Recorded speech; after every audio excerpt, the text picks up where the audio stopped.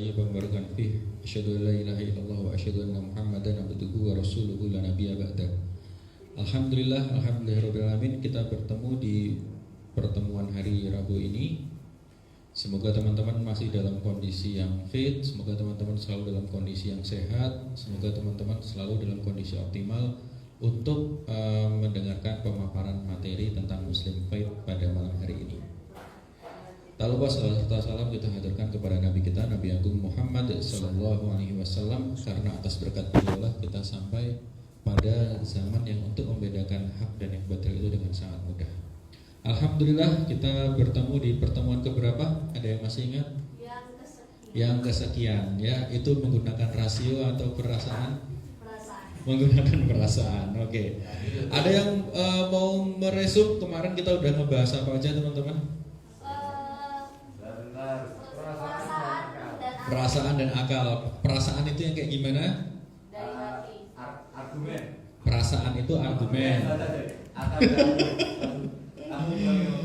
Akal emosional. Iya, kita buka ya. Aduh, tak perlu dikit. Oh iya. Bahaya Ustaz. Apa? Bahaya direkam. Oh, itu direkam. Apa konteks? Nggak apa. Kalau masuk ke sini nggak apa. Perasaan suka tidak suka atau sifatnya emosional, terus kemudian berujung pada subjektif dan kata-kata pokoknya, terus labil dan fluktuatif. Itu tentang perasaan. Sementara akal atau rasio itu memiliki argumen rasional, terus kemudian objektif, berujung pada pemikiran yang mendasar, stabil dan konsisten. Nah, itu tentang akal dan perasaan. Terus ada lagi yang kemarin sudah dibahas.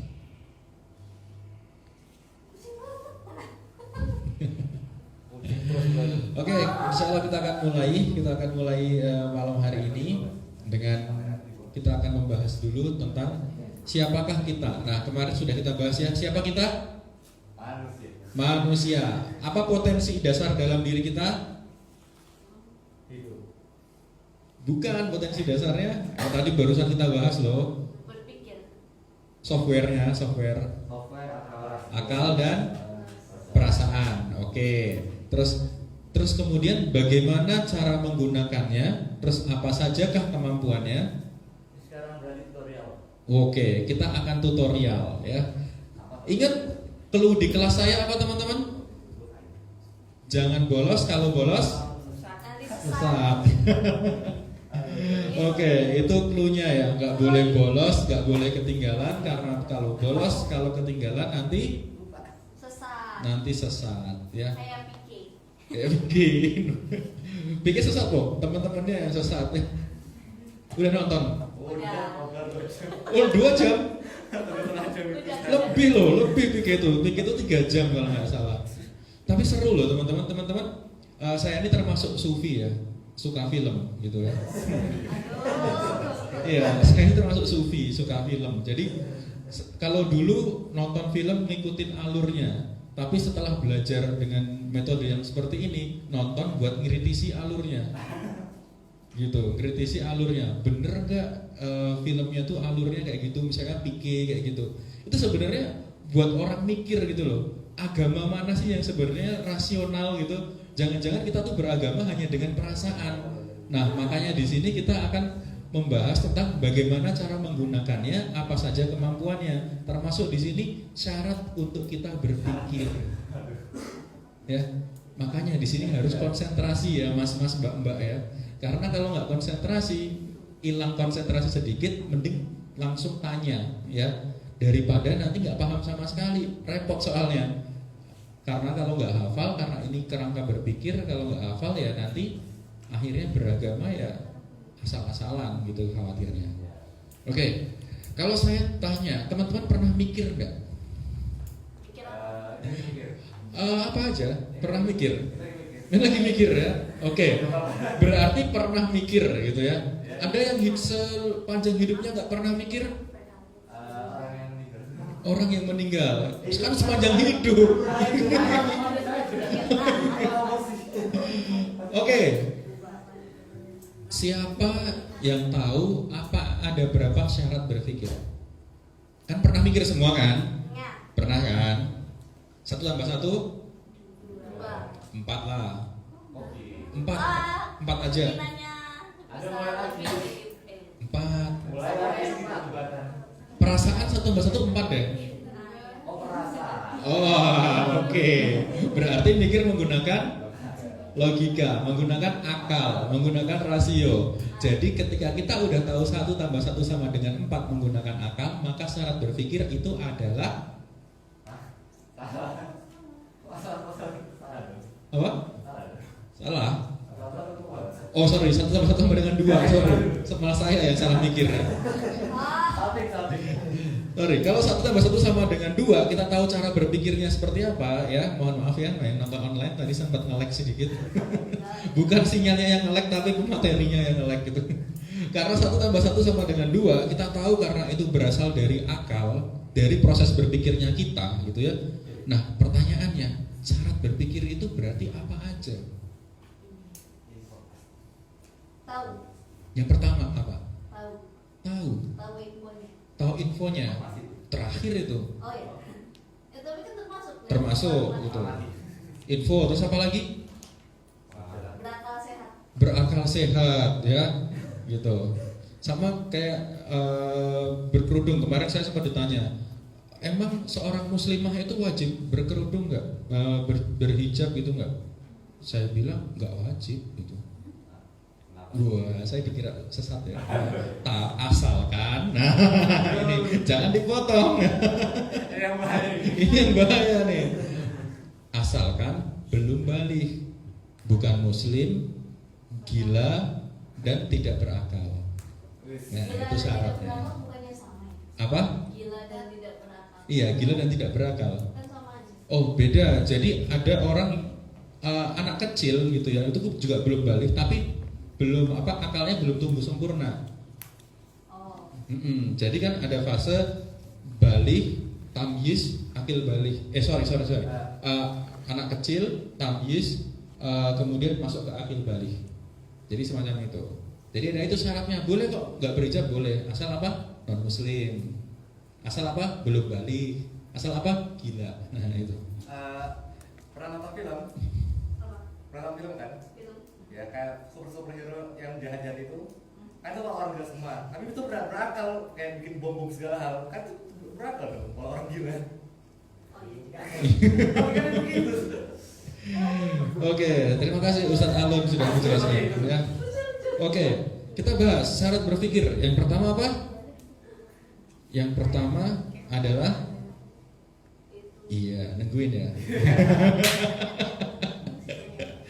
Oke, yang pertama adalah informasi atau fakta yang terindra. Jadi kita mustahil bisa berpikir kalau kita nggak bisa mengindra suatu benda, gitu. Terus kemudian yang kedua apa? Yang kedua adalah mempunyai indra yang minimal 2 indra utama. Apa indra utama? Penglihatan dan pendengaran. Jadi harus punya 2 indra utama itu untuk mendapatkan informasi. Terus kemudian kemudian apa? Di sini ada dalilnya dari surat Yunus ayat 31, siapakah yang memberi rezeki darimu dari langit dan bumi, atau siapakah yang kuasa menciptakan pendengaran dan penglihatan? Maka dalil inilah yang kemudian digunakan oleh para ulama kita, para mufasir kita, untuk seseorang itu ketika dia sudah balik dan mempunyai akal, kemudian disuruh mikir sebenarnya syaratnya dia berpikir itu apa. Ya. Karena ayat-ayat di Al-Quran itu banyak banget tuh, ada sekitar 16 ayat gitu ya, yang menyuruh kita untuk selalu mikir gitu. Ya kalau misalnya di dalam surat Ar-Rum ayat 21, yang sudah menikah itu, biasanya kan ada surat Ar-Rum ayat 21 tuh. Ar-Rum artinya apa? Romawi ya, bukan menikah ya. Tapi kenapa kok kemudian diberi nama surat Ar-Rum ya? Itu karena di situ ada kisahnya tentang Romawi yang kemudian ditaklukkan oleh Persia di awal-awal surat Ar-Rum itu. Sampai akhirnya kemudian di ayat 21 itu ditutup dengan tanda-tanda bagi orang yang berpikir.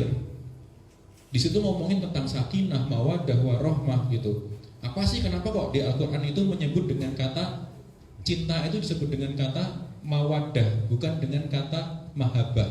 Ada yang tahu? Kenapa yo?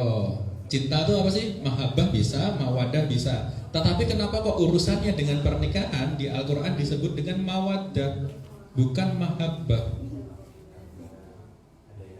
Wah, nanti kalau kalian aku kasih tahu pengen nikah nih, enggak ya? Enggak pengen nikah, enggak pengen nikah. Oke. Jadi kenapa kok disebut dengan disebut dengan mawaddah bukan mahabbah? Karena mahabbah itu adalah dari kata hub, artinya adalah akar ya. Akar itu kalau sudah tercabut maka dia akan mati. Nah, senangnya kita dengan handphone, senangnya kita dengan benda, senangnya kita dengan seseorang selain dalam pernikahan, itu maknanya adalah mahabbah karena fluktuatif gitu. Fluktuatif. Jadi kalau punya handphone baru pasti senang lah ya. Apalagi kalau misalnya memang baru benar bukan second gitu. Wong second aja senang, apalagi baru gitu ya. Nah, itu kadang kita senang, tapi setelah kita beli, biasanya kita beliin apa? Kayak tempered glass, kayak beliin soft case. Habis itu apa? Kita sayang-sayang gitu ya, dilus-lus. Kalau debu dikit ditiup-tiup. Itu bertahan paling lama 1 hari, 2 hari paling ya. Habis itu kalau jatuh mah tinggal jatuh aja gitu, nggak apa-apa. Tapi itulah namanya mahabbah. Tapi kalau mawaddah itu beda lagi. Mawaddah itu adalah justru ketika kita melihat pasangan kita, pasangan di sini bukan pacaran ya, tapi memang istri atau suami gitu. Jadi mawaddah itu justru ketika kita melihat pasangan halal kita yang ada di depan kita, kekurangannya mungkin dia kok nggak bisa apa kalau kok dia kalau nyapu nggak bersih, kalau jemurin pakaian nggak rapi gitu ya. Tapi justru malah kekurangan itu yang membuat kita tambah sayang sama pasangan kita. Ya itu namanya mawaddah dan cuma ada di jalur pernikahan. Iya, mawaddah. Jadi ketika Ustadz Hamzah gitu ya, melihat kekurangan istrinya di depan mata, istrinya misalnya di kamar nyanyi fales, tapi Ustadz Hamzah dengerinnya kayak isyana. Nah itu mawaddah. Dengerinnya kayak isyana. Jadi justru kekurangan pasangan itu malah menambah rasa cinta kita gitu. Nah itulah yang namanya mawaddah. Gimana? Bukan dijelek yang jadi bagus. Justru kekurangan itu nggak dijadiin masalah. Malah justru kekurangan itu dijadiin rasa sayang. Oh, tidak menerima apa adanya. Justru kalau menerima apa adanya kesannya pasrah ya, kayak nggak punya pilihan lain gitu loh. Ya nggak sih? Menerima apa adanya itu kalimat yang sebisa mungkin saya hindarin gitu. Karena kalimat itu jika diadopsi akan membuat diri kita nggak pernah challenge lebih baik daripada sebelumnya. Iya betul. Oh itu pengalaman berarti. Based on true story. Jadi diri kita nggak berkembang kalau menerima apa adanya. Maka lebih bagusnya kalimatnya adalah ketika kita melihat pasangan kita di kekurangannya, justru itu malah menambah rasa sayangnya kita. Nah makanya itulah yang dinamakan dengan mawaddah, yang kuasa kemudian yang memberikan itu hanyalah Allah, dan Allah melihat bahwa gak ada rasa ketenangan dalam mencintai selain dalam pernikahan, maka itu jadikanlah tanda-tanda buat orang yang berpikir. Islam itu agama logis, agama ngajak mikir. Kita senang sama handphone kok bisa ya, kayak kita kok beda sama kita senang sama istri atau suami gitu. Kita senang sama bapak ibu, kita cinta sama bapak ibu, tapi kok beda ya cintanya sama kayak suami atau istri. Nah itu harusnya kita tuh menjadi mikir gitu loh, bukan malah menikmati perasaannya. Wah, akhirnya apa? Bertemporary, bersementara saja rasa sayangnya, rasa sukanya. Maka dari itu Islam itu ngajari orang untuk mikir. Nah syarat berpikir ada yang pertama informasi, ada fakta yang terindra gitu ya. Kalau orang sosialisme, orang-orang ateis, syarat pertama itu adalah disebut dengan refleksi. Jadi ada benda yang ditangkap oleh mata dan kemudian benda itu dipantulkan oleh cahaya dan akhirnya diterima oleh mata kita. Itu kalau teman-teman belajar sosialisme di kampusnya pasti nggak asing dengan istilah itu. Yang pertama adalah fakta yang terindra. Kemudian yang kedua, indera minimal ada 2. Apa saja? Penglihatan dan pendengaran. Oke, syarat yang kemudian paling gampang kita melihat, ini kita tahu apa namanya? pisang. Dari sekian 5 indera ini, maka yang bisa kita lakukan untuk mengenal bahwa ini pisang adalah yang pertama dari pendengaran dan kemudian dari penglihatan. Setelah itu, setelah kita tahu bahwa ini pisang, kita tahu bahwa informasi dan indera, terus kemudian syarat berpikir nomor 3 adalah udah ada informasi, udah ada fakta yang terindra. Terus habis itu ada indera minimal 2. Terus apa lagi, satu lagi? Dimakan saja. Masya Allah. Apa?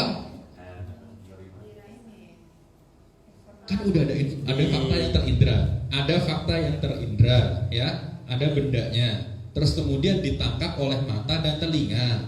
Setelah itu kemana? Betul. Ke otak atau kemudian ke akal buat manusia.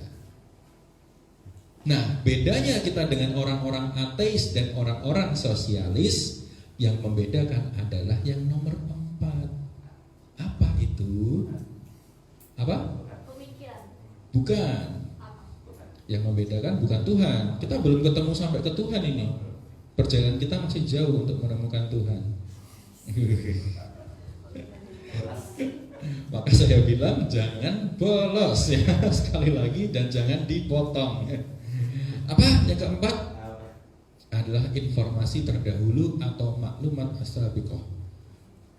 Inilah yang membuat orang Islam itu beriman, karena ada fakta syarat nomor 4, yaitu informasi terdahulu gitu. Nah, informasi terdahulu itu apa aja? Nah, kayak misalnya kayak media, lingkungan, buku, pengajaran, pengalaman, dan yang lain sebagainya. Kalau orang sosialis, orang sosialisme, orang-orang ateis itu berpikir hanya dengan nomor 1 sampai nomor 3. Dia menafikan informasi terdahulu. Karena kalau orang sudah sampai kepada informasi terdahulu, maka orang itu mau nggak mau dia pasti beriman. Dia pasti memiliki Tuhan. Sampai sini belum kita jelaskan Tuhannya siapa yang benar gitu kan? Emang siapa Tuhannya yang benar?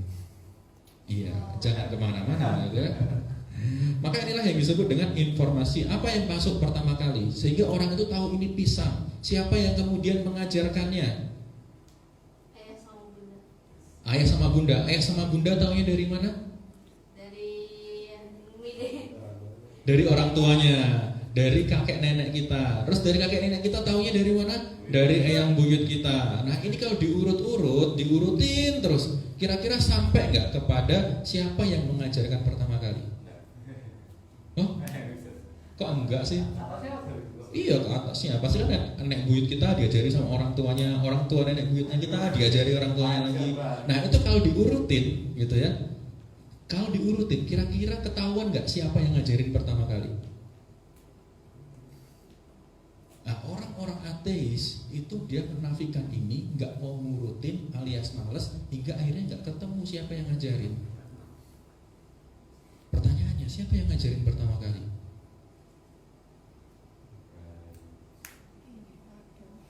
Iya. Yang ngajarin pertama kali adalah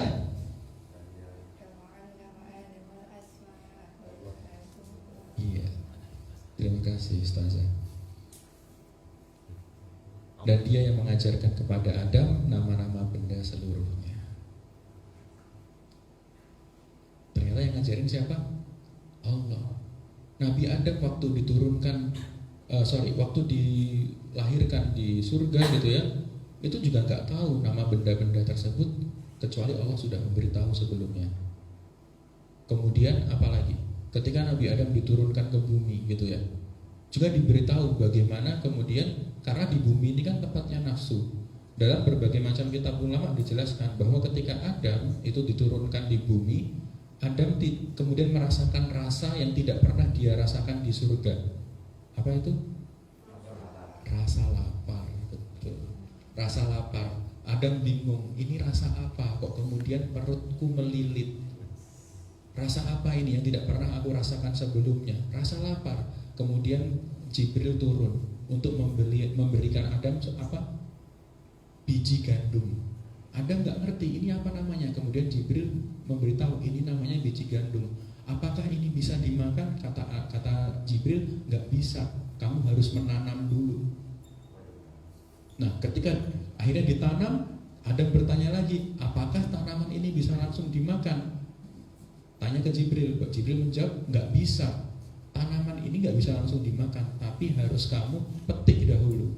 Setelah dipetik, Adam tanya lagi kepada Jibril, apakah ini sudah bisa dimakan? Jibril menjawab, belum bisa. Kamu harus menumbuk terlebih dahulu. Kemudian ditumbuk. Setelah ditumbuk, apakah ini bisa dimakan? Kemudian Jibril berkata, belum. Kamu harus membentuknya menjadi sebuah adonan. Nah, setelah itu, apakah ini bisa dimakan? Barulah itu bisa dimakan. Karena apa? Di surga semuanya ada. Rasa lapar nggak ada. Pengen makan ya tinggal makan. Jadi rasa makannya itu karena pengen, bukan karena nafsu. Kalau di surga enaknya kayak gitu ya. Di dunia sengsara, dia harus mengolah ini itu gitu. Akhirnya apa? Dia tidak mendapatkan informasi bagaimana cara mengolahnya. Maka di sini sudah jelaskan bahwa surat Al-Baqarah ayat 31, dan dialah yang mengajarkan kepada Adam nama-nama benda seluruhnya. Jadi orang kalau mau berpikir, nggak mungkin dia ateis. Nah, kebanyakan masyarakat Indonesia sekarang banyak nggak yang agnostik? Percaya Tuhan tapi nggak percaya agama. Banyak nggak? Orang-orang ateis banyak nggak di Indonesia? Mengklaim dirinya ateis. Banyak kan? Tapi kalau mau ditelisik kerangka berpikirnya, mereka tuh nggak ateis, cuma malas sholat aja. Iya, percaya Tuhan tapi nggak percaya agama. Tapi ketika ditanya meninggalmu mau disolatin nggak, mereka maunya disolatin. Nggak konsisten. Apalagi yang ateis, meninggalmu mau nggak dibakar, nggak mau, mereka maunya disolatin. Nah, makanya ketika kita membahas tentang sosialisme, tentang kapitalisme sama mereka, nggak nyambung. Karena apa? Karena mereka ateisnya dan agnostiknya karena males sholat aja, males taat sama syariat. Tadi saya habis diskusi sama Aska, mungkin kenal ya Fazal, sama Aska, diskusi di rumahnya tadi.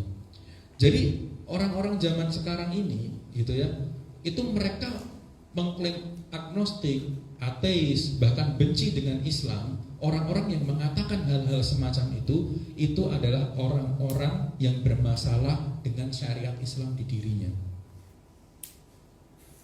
Jadi orang-orang yang pro dengan kapitalisme, sekulerisme, liberalisme, pasti orang-orang yang bermasalah dengan syariat. Islam bilang gak boleh bercampur baur laki-laki dan perempuan. Mereka pengennya campur, bermasalah. Islam tidak memperbolehkan orang-orang korupsi. Terus kemudian mereka ternyata yang hobi korupsi, bilang bahwa aturan Islam itu radikal dan yang lain sebagainya. Akhirnya tangkap KPK kemarin, gitu kan? Jadi makanya orang-orang yang anti terhadap aturan Allah, dia adalah orang-orang yang bermasalah dengan aturan Allah itu sendiri. Terus biar keren, dia menyebutkan dengan agnostik, dia menyebutkan dengan ateis. Kalau kita ngebahas sosialisme sama mereka, turunannya apa sosialisme, terus akidahnya apa, sistem hukumnya apa, apakah mereka paham? Enggak paham. Karena apa? Karena orang-orang yang memang ateis sejati gitu ya, dia pasti tahu syarat berpikir ini. Dia hanya 3 itu. Maka pentingnya di sini informasi untuk menuntun manusia kepada kebenaran. Rasio akal kita dipakai, bukan menggunakan perasaan untuk menemukan sebuah kebenaran gitu.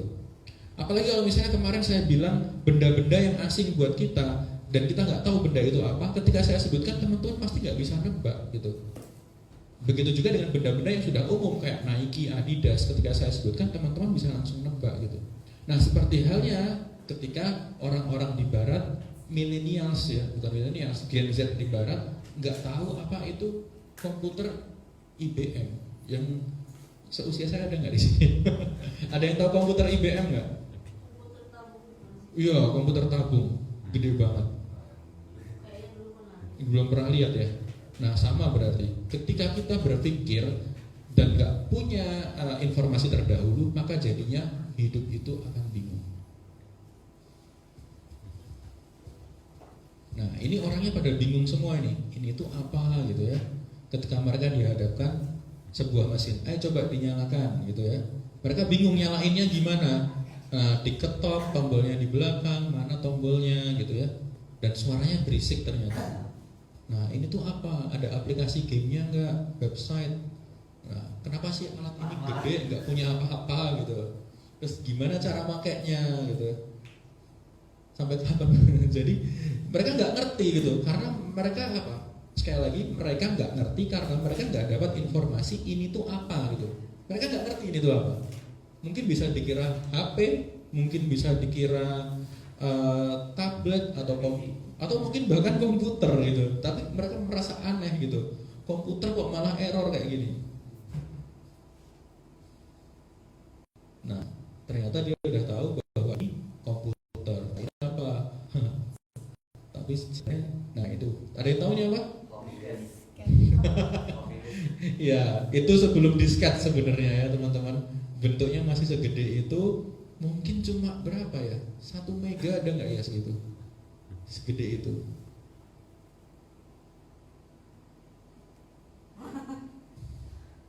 Ya, mereka tampak asing. Dan mereka senang ketika komputernya jalan dan bisa main game kayak gitu. Ya, kelihatan gamenya rusak gitu ya.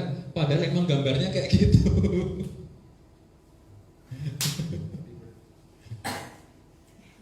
Nah, semacam itu. Itu ciri-ciri ketika kita nggak tahu informasi terdahulu itu seperti apa. Akhirnya mau nyalain aja bingung. Bayangin kalau misalnya seandainya mereka itu tidak menggunakan logikanya, mereka menggunakan perasaannya. Nah, bisa jadi kayak gitu. Kayaknya kayak gini deh. Kayaknya kayak gini deh. Masih ingat kisah pembantu minggu kemarin? Masih ingat. Nah, jangan-jangan kita tuh berkehidupan dengan kayak gitu, kayak pembantu yang pertama itu, nggak pernah menanyakan kita tuh tugasnya apa. Tahu-tahu kita ngepel, tahu-tahu kita nyapu, tahu-tahu kita membersihkan rumah, tahu-tahu kita membersihkan mobil, tanpa kita tahu sebenarnya kita tuh apa sih tugasnya di dunia tuh. Dari situ kita bisa belajar. Kalau kebetulan benar ya nggak, ya kebetulan benar nggak masalah. Kalau misalnya salah ternyata gara-gara kita nggak pernah ngepoin tugasnya apa sih kita di dunia itu kan. Nah, maka itulah yang gawat ya teman-teman. Maka di sini tadi kita sudah mengetahui untuk syarat berpikirnya. Yang pertama ada informasi atau fakta yang terindra. Terus kemudian ada minimal 2 indera utama, apa aja? Oke, otak. Terus ada informasi sebelumnya, otak atau akal ya di sini. Nah, baik, kita tes ya teman-teman. Teman-teman ada yang senang fotografi, angkat tangan? Faza. Oke. Tadi udah di spoiler sama Aska ya. Faza itu fotografer. Itu ternyata. Oke. Sekarang saya mau pengen ngasih tebak-tebakan ke teman-teman. Yang tahu angkat tangan ya, jangan dijawab. Yang tahu angkat tangan. Yang tahu apa itu Leica angkat tangan. Oke, yang nggak tahu Leica angkat tangan.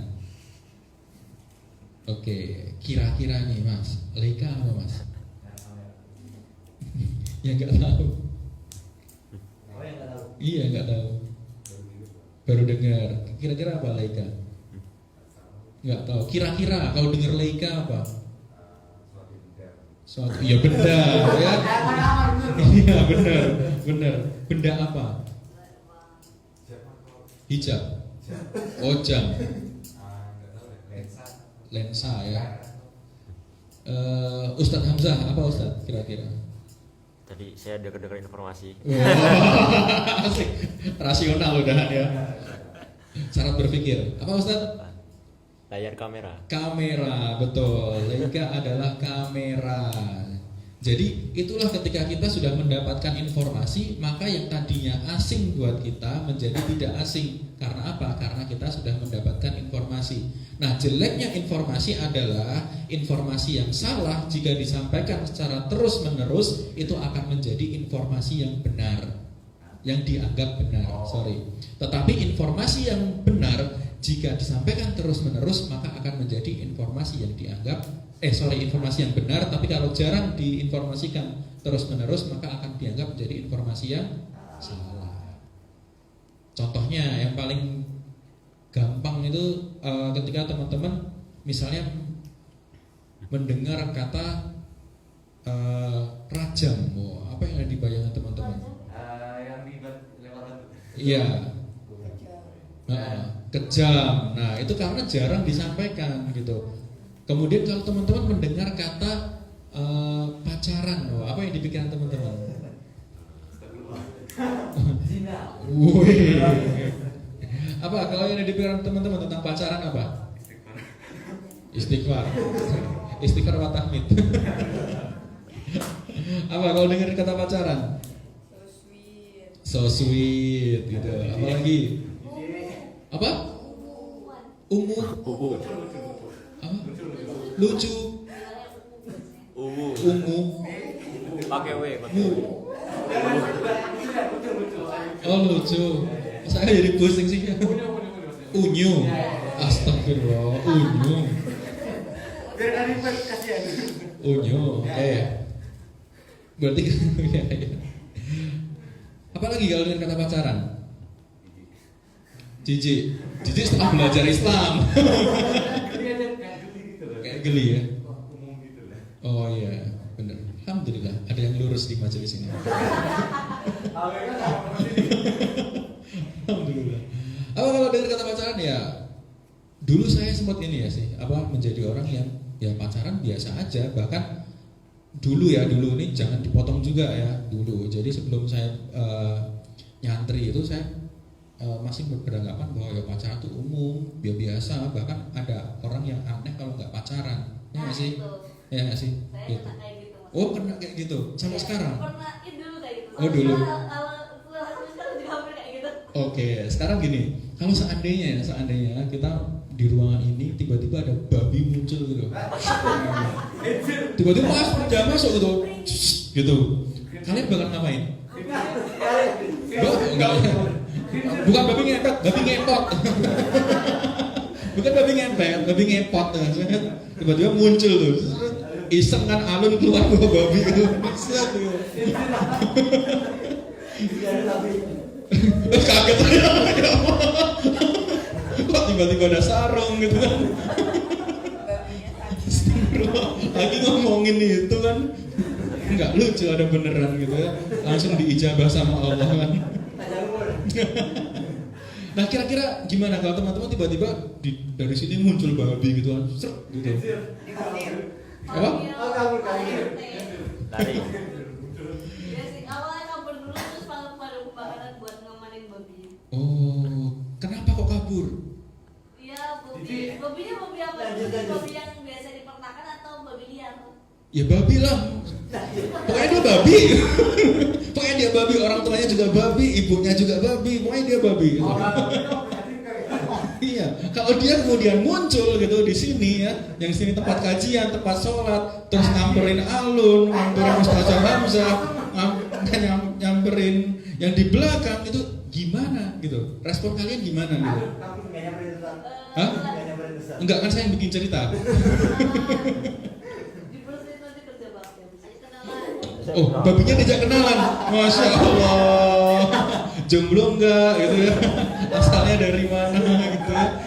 Temannya pusing. Iya, temannya pusing. Kira-kira gimana kalau misalnya teman-teman kondisinya kayak gitu, ada babi gitu, panik lari. Kenapa kok panik? Kenapa kok lari? Jijik. Kenapa kok jijik? Kenapa kok najis? Haram. Karena dari kecil mau ngecek babi, Mas. Kenapa kok kita ya babi ketika masuk ke sini kita jijik gitu ya? Tadi kenapa kok jijik? Karena haram gitu. Dari kecil kita selalu dikasih tahu sama orang tua ya, babi itu haram gitu. Jangan makan babi. Bahkan ketika kita lewat kaki limaan yang mungkin jual sate babi, kita udah kena asapnya aja udah males gitu. Di Jogja kan ada tuh beberapa tempat gitu ya yang jual sate babi gitu, daerah jual sate babi. Kalau situ ada asap-asapnya kita jijik. Kalau bisa jangan sampai kena gitu. Kenapa? Karena haram. Karena itu nggak asing lagi buat orang Islam bahwa babi itu hukumnya. Tapi pernah nggak jijik lihat orang pacaran? Tergantung.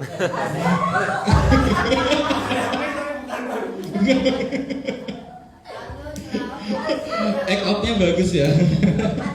Saya senang forum yang kayak gini. Kenapa kok lihat orang pacaran kok kita nggak jijik? Iya biasa aja. Kenapa?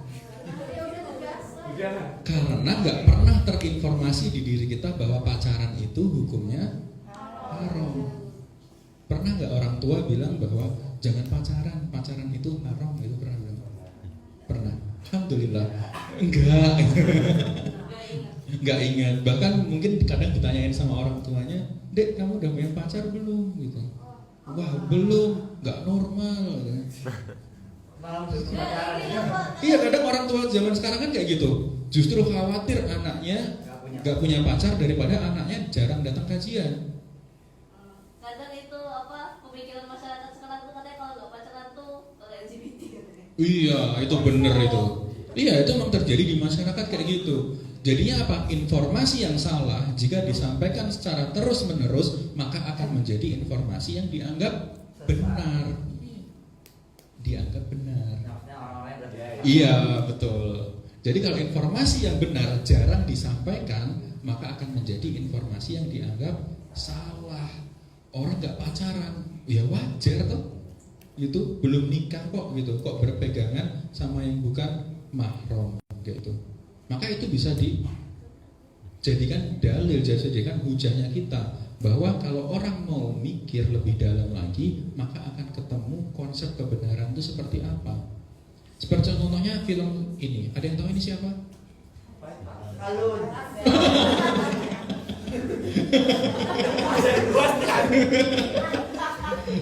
Iya.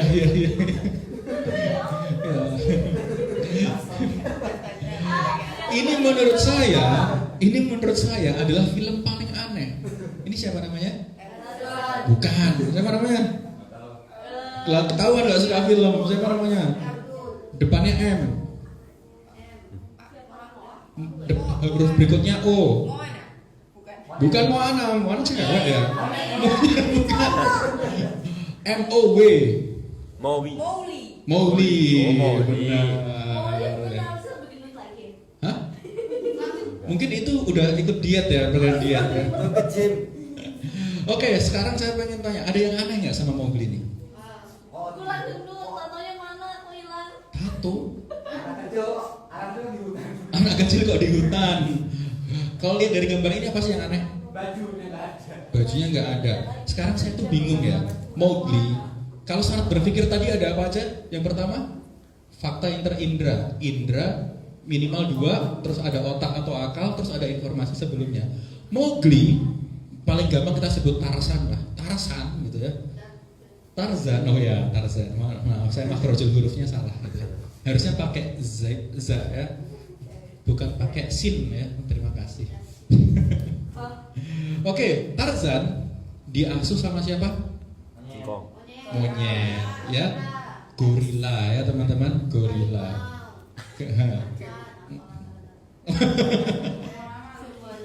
Semuanya ya, semuanya. Terus kemudian Bisa bahasa itu. pertanyaan pertama, dari mana dia dapat bisa? Kenapa kok akhirnya yang ditutupin yang itu doang? Dapat dari mana informasinya? Dia bergaulnya sama gorila, macan kumbang, sama monyet. Soalnya nanti nggak lulus sensor. Nah itu jawabannya. Kenapa dia? Karena nanti nggak lulus sensor, nggak laku. Kalau kemudian dia nggak pakai kain di situ ya. Jadi pertanyaannya aneh nih. Kemudian Mowgli itu menjadi orang yang tahu mana yang harus ditutupin, mana yang enggak. Padahal dia hidup dengan lingkungan yang semacam itu, yang tidak menuntut kepada informasi. Makanya ketika kita udah ngaji, kita nonton film, akhirnya apa? Mengkritisi film, bukan malah menikmati alurnya. Kok bisa kayak gini gitu ya? Saya pernah nonton film tentang santri, ya saya nggak mau nyebutin namanya gitu ya, tentang santri gitu ya. Tapi di situ ada santri yang berkholwat di tengah hutan naik kuda gitu loh. Itu santri mana gitu loh? Berkholwat itu berduaan di hutan naik kuda gitu loh. Iya, yang ngomong bukan saya. Itu santri macam gimana kayak gitu, informasi yang diajarkan oleh para ustadz-ustadzah, musyrif-musyrifahnya itu informasi yang semacam kayak gimana hingga dia punya kesempatan kholwat naik kuda lagi, sewa di mana dia nih? Tadi siapa santri? Iya. Tadi santri. Gitu. Namanya. Ya dia akhirnya bisa berkholwat gitu. Maka informasi yang kayak gimana? Seperti kayak gini, Tarsan kok bisa pakai celemek? Dia ini dapat informasi dari mana? Dan kenapa kok harus pakai di situ gitu loh? Ya kan? Apakah gorilanya ngajarin kayak gitu? Apakah macan kumbangnya ngajarin kayak gitu? Kan enggak. Kayak doang gitu. Iya. Iya kayak doang. Popok mungkin ya. Popok. Siap. Bagaimana begitu? Iya kan? Popok gitu. Nah, kemudian dengan informasi yang terbatas karena dia hanya diajari oleh gorila, dia hanya diajari oleh macan kumbang, ular dan monyet gitu ya. Bisa nggak tiba-tiba Tarzan bilang gini, saya ingin pisang goreng gitu. Kok kalian tanya? Iya, kira-kira bisa nggak Tarzan mengucapkan kalimat semacam ini, kalimat tanya semacam ini? Nggak bisa. Bahkan pisang pun mungkin dia nggak tahu, karena dia tahu monyet makannya itu, ya udah tinggal diambil aja. Tapi nggak tahu namanya, betul Alun. Dia nggak tahu namanya, apalagi goreng gitu loh. Goreng. Kalau beberapa tahun yang lalu ada presiden yang berkunjung ke Indonesia, dia bisa tahu nasi goreng gitu ya. Ada yang masih ingat? Oh, kira ini apa yang digoreng-goreng gara-gara krisis minyak jadi direbus aja. Oke. Wah, sudah berpikir politis ternyata Ibu Eva ya. Iya. Kasih direbus gimana jadi bubur? Nah bisa nggak dia mikir goreng apa itu goreng itu apa, minyak dia juga nggak tahu, gimana cara ngambil minyak dia juga nggak tahu gitu. Maka akan ada informasi yang terbatas di situ. Terus kemudian kenapa kok bisa kayak gitu? Karena akal memiliki batas. Akal itu memiliki batas. Akal cuma bisa menebak apa yang ada di depan kita dan kemudian apa yang ada di balik tembok ini berdasarkan informasi. Akal hanya bisa untuk memastikan hal-hal yang semacam itu. Tetapi kalau koridornya adalah benar dan salah, akal itu bakal menemui suatu kesusahan. Kalau untuk menemukan benar dan salah, akal itu akan menemui sebuah kesusahan. Karena akal tidak didesain untuk menemukan benar dan salah. Kemudian kalau benar salah, itu akal disuruh mikir, akal nggak bisa ujung-ujungnya lari kemana? Perasaan. Kayaknya ini, kayaknya itu. Paling gampang ini. Makan yang benar itu pakai tangan apa? Harus pakai akal jawabnya. Harus pakai akal jawabnya. Kanan. Kanan. Kenapa kok kanan?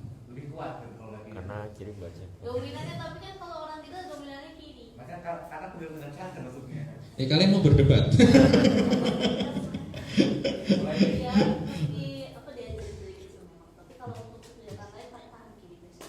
Ya, kenapa kok makan pakai tangan kanan? Jawab dengan akal. Ya, itu mustahil ya. Kuatnya apa? Apa? Kuatnya kanan. Kenapa kok bisa kuat? Bisa. Oke, berarti sekarang kalau dibiasain pakai tangan kiri, berarti bisa ya? Ya Allah. Oh, Oh, insya Allah. berarti siap? Hah? Ya, Bisa-bisa aja. Karena gini, kalau menurut medis nggak ada tuh bedanya pakai tangan kanan, pakai tangan kiri, bedanya apa gitu kan? Jadi yang benar makan tuh pakai tangan kanan kan? Pakai tangan kanan apa tangan kiri?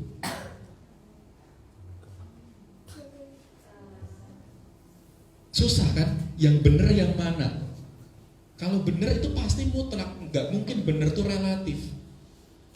Nggak mungkin. Kalau benar relatif maka nggak ada yang namanya ujian akhir sekolah. Ujian nasional itu nggak ada.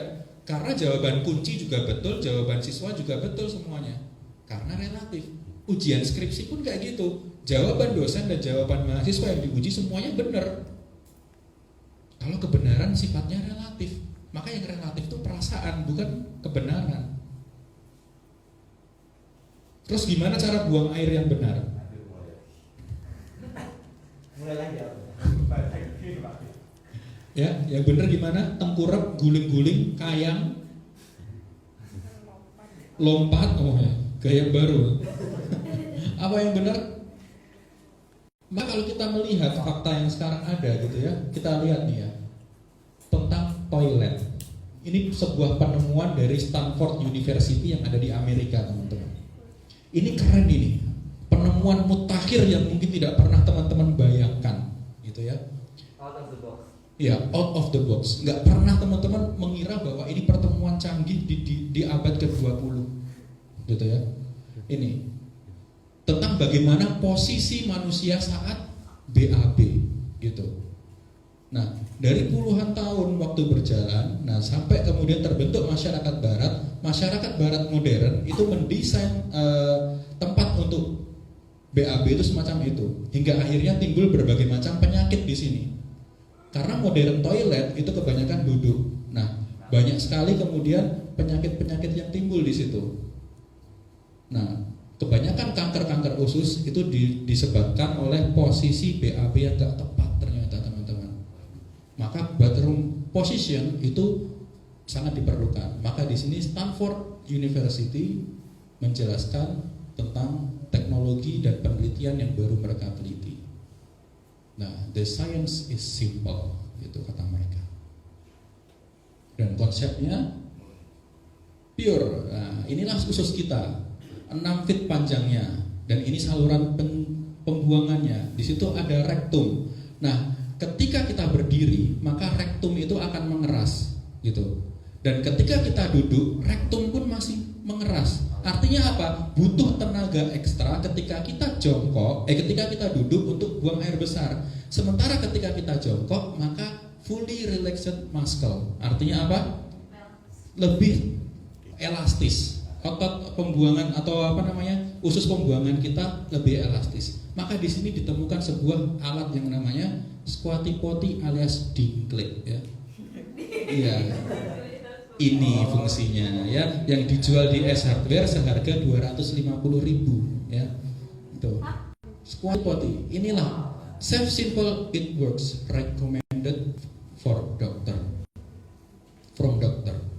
Recommended from penemuan mutakhir di abad ke-20 yang tidak dipikirkan oleh kalian. Stanford University Amerika menemukan sebuah dingklik. Tapi kan udah dari lama, maka itu ada dari jongkok.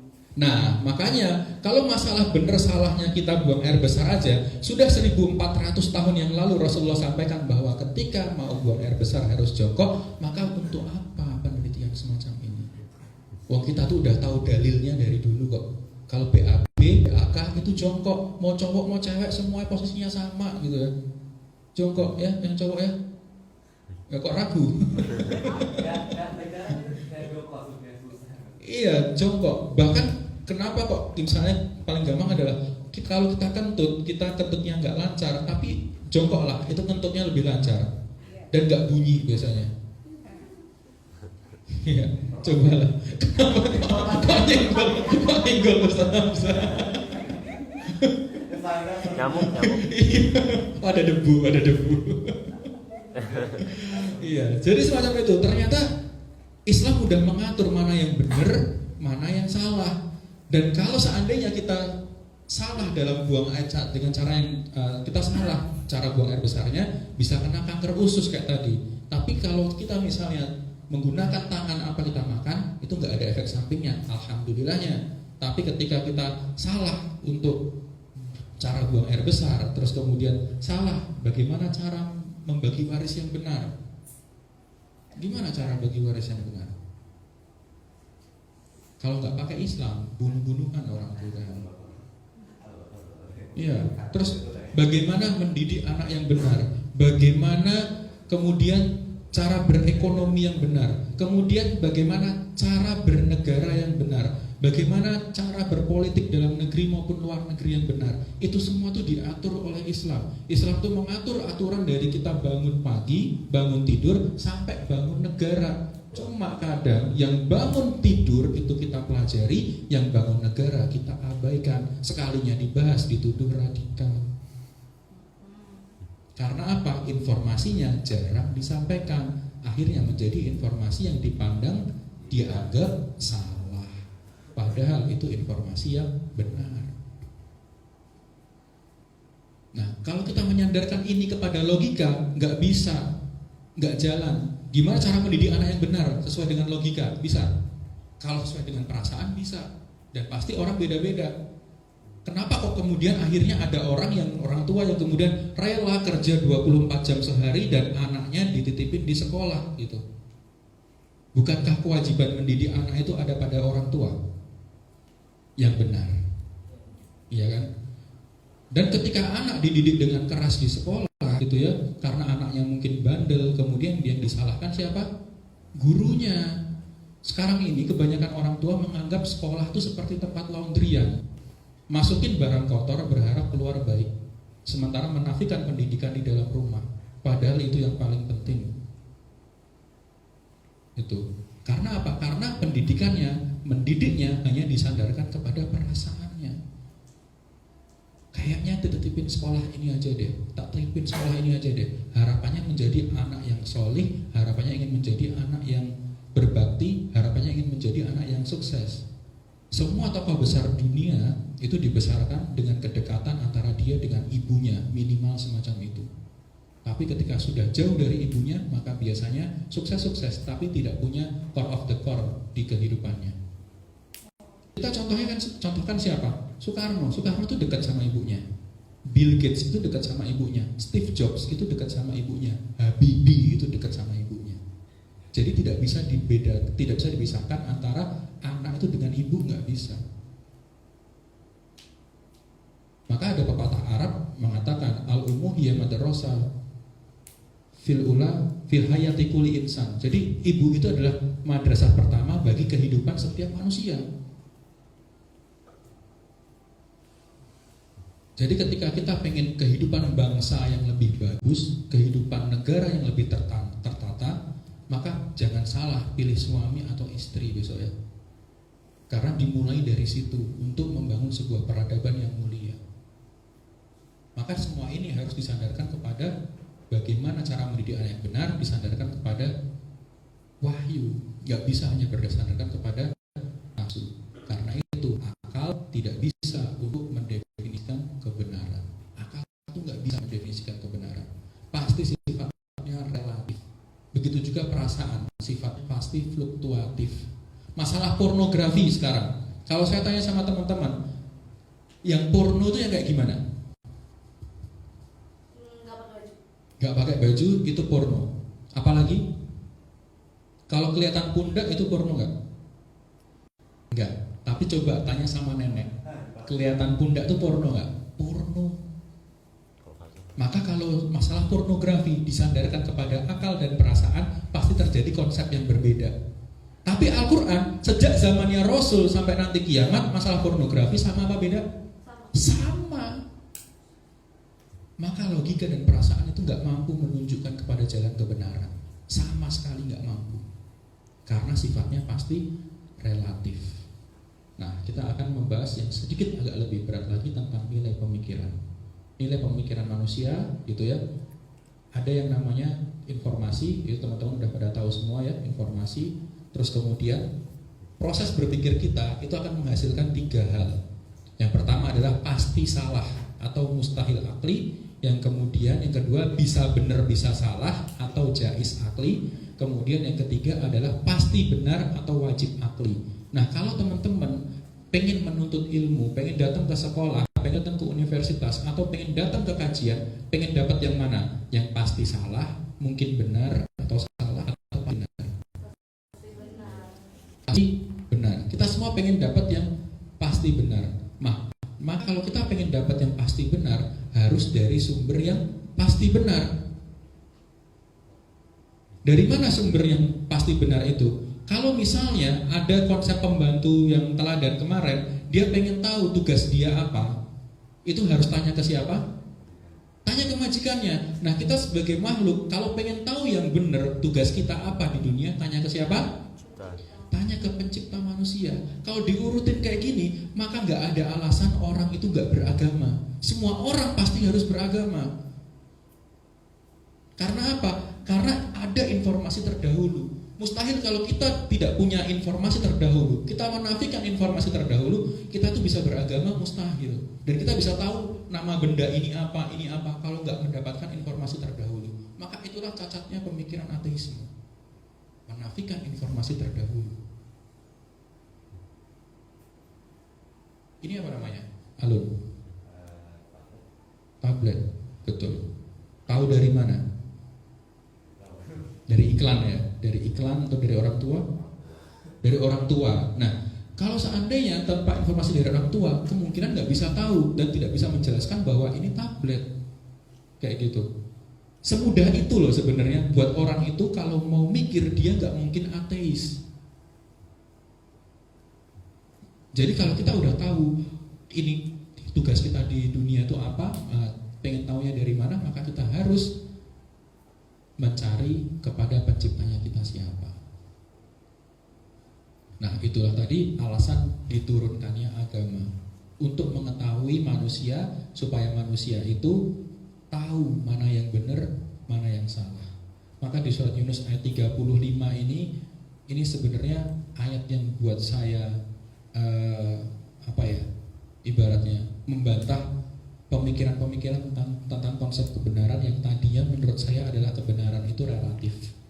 Di surat Yunus ayat 35 ini Allah berfirman, katakanlah, apakah di antara sekutu-sekutumu ada yang menunjuki kepada kebenaran? Katakanlah, Allah lah yang menunjuki kebenaran. Maka apakah orang-orang yang menunjuki kepada kebenaran itu lebih berhak diikuti, ataukah orang-orang yang tidak memberi petunjuk kecuali bila ia diberi petunjuk? Maka kita akan bagi dulu di ayat ini. Maka apakah orang-orang yang menunjuki kepada kebenaran itu lebih berhak diikuti? Maksudnya siapa di sini?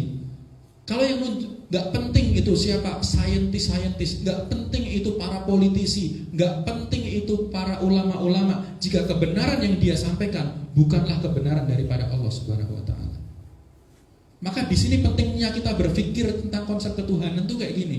Bahwa mustahil akal dan perasaan kita itu mampu untuk menuntun kepada sesuatu yang benar. Bahkan Rasulullah Muhammad SAW sendiri tidak mampu menuntun kepada jalan kebenaran kecuali ia telah diberi petunjuk oleh Allah Subhanahu Wa Taala.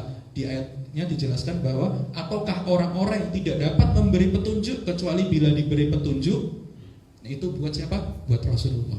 Momentumnya saat apa? Saat meninggalnya Abu Thalib. Sedih Rasulullah meninggalnya Abu Thalib. Kenapa? Tidak sempat mengucapkan syahadat. Sedihnya bukan main, tapi kemudian dihibur oleh Allah. Ataukah orang-orang yang tidak dapat memberi petunjuk kecuali bila diberi petunjuk? Jadi Rasulullah sendiri tidak bisa memberi petunjuk buat umatnya jika tidak diberikan oleh Allah.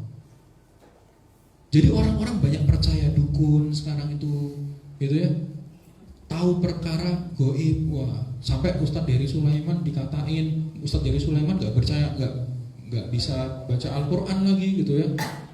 Arab gundul, bacanya Arab gundul gitu. Ya mau gundul mau enggak itu kan sama juga artinya kan, gitu kan.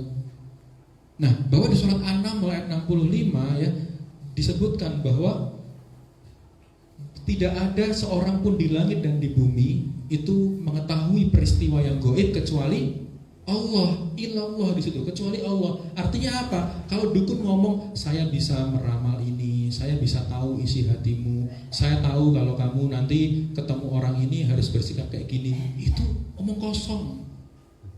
Ya, nggak ada dukun yang tahu semacam itu. Kalaupun akhirnya dia ternyata berjanji atau membuat kesepakatan dengan iblis, biasanya dia nggak punya akun media sosial. Ya, itu ciri-ciri orang yang bersekutu langsung dengan iblis tuh kayak gitu. Tapi kalau dia punya akun media sosial ya dia cuma pansos doang. Gitu. Nah, nggak mampu memberi petunjuk kepada manusia. Mengapa kamu berbuat demikian? Bagaimanakah kamu mengambil keputusan? Kemudian kita ditantang lagi sama Allah. Kenapa sih kok kamu masih menjadikan orang-orang yang tidak diberi petunjuk oleh Allah dengan Al-Quran dan As-Sunnah untuk berbuat kebaikan dan kamu gak mau ngikutin? Udah diingetin soal hijab, udah diingetin soal kemudian menerapkan aturan-aturan Islam, tapi kok masih aja nolak gitu. Terus kamu tuh mau ngikutin yang mana? Apakah kamu nganggap Islam ini agama yang prasmanan? Yang cocok sama nafsumu kamu ambil, yang gak cocok kamu tinggal. Apakah Islam ini sehina itu sehingga bisa dikatakan sebagai agama yang prasmanan? Kayak makanan. Maka di sini pentingnya kita bahwa ternyata dari akal, dari informasi, dari sesuatu yang kita lihat mampu menuntun kepada suatu agama. Nah, maka pertanyaannya, agama apa sih yang memang benar-benar mampu memuaskan akal kita? Sekali lagi, kita beragama bukan nurutin akal ya. Kita beragama dengan keimanan, tapi akal digunakan untuk mencari siapakah Sang Maha Benar itu. Dan siapakah Sang Maha Benar itu? Jangan kemana-mana, sampai ketemu di pertemuan berikutnya. Hadanallah, wallahu ta'ala bishawab. Assalamualaikum warahmatullahi wabarakatuh. Monggo kalau